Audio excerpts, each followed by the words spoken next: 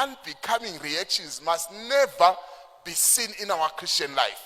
You must not be snapping as a brother, where you just snap off your children. No matter who is nagging you, they are trying to see how Christian you are. Whatever, it's your boss at work nagging you, whatever situations, whether it's you must never snap under any situation. Panicking or in fear, or giving up in hopelessness, or throwing tantrums. There are parents and ministers who can throw tantrums, losing control, or becoming bitter and resentful. Some reactions are punishable. When Zechariah reacted the wrong way, God punished him with a temporary dampness.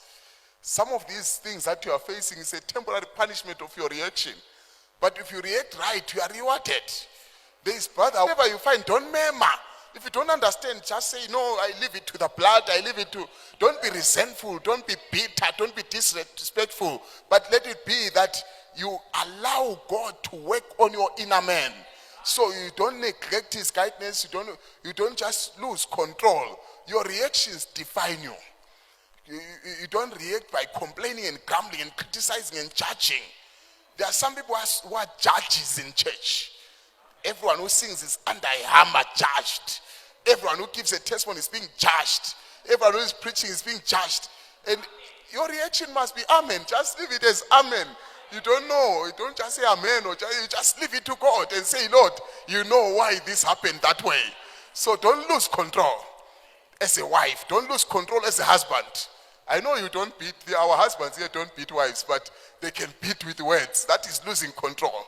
You must have emotional intelligence as a husband, that if you see that is too much for you, just sing a song and say, feeling so much better, talking about this, then you feel so much better.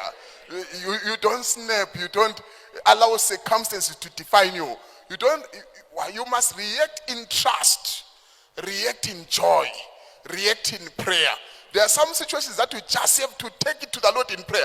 You don't have to say they are going to feel me. You don't react in sanctions, where you say they are going to see.